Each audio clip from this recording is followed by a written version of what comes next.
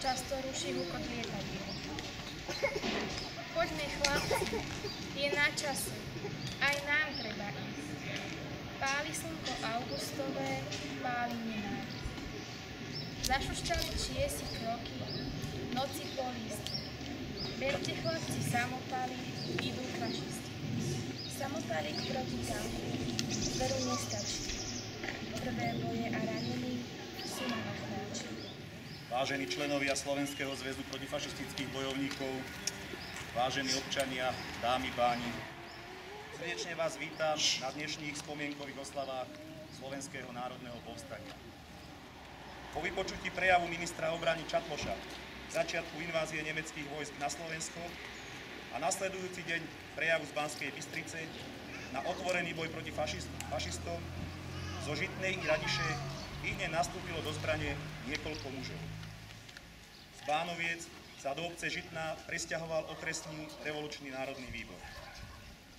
8. septembra došla z Banskej Bystrice do Uhrovca 17-členná skupina parašutistov vycvičených v Sovietskom zväze, ktorej veliteľom bol Teodor Póla.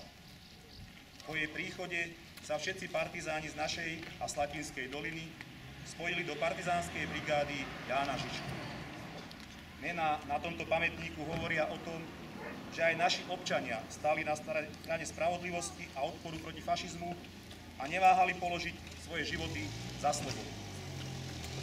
44 obetí z okolitých dedín bolo po prechode frontu nájdených v masovom hrobe pri Cibislávke a takisto bol nájdený masový hrob pri Kšírnej.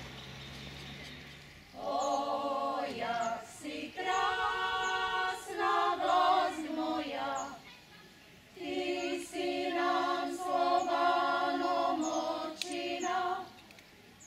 O, jak si krásna vlast moja. Vážení priatelia, srdečne vám ďakujem za účasť na tejto časti našich oslav. Zároveň vás pozývam na tú druhú časť, ktorá začne o 19. hodine zapálením vatry na miestnom ihrisku. Nech sa páči, môžete sa presunúť na miestne ihrisko. Ďakujem vám pekne ešte.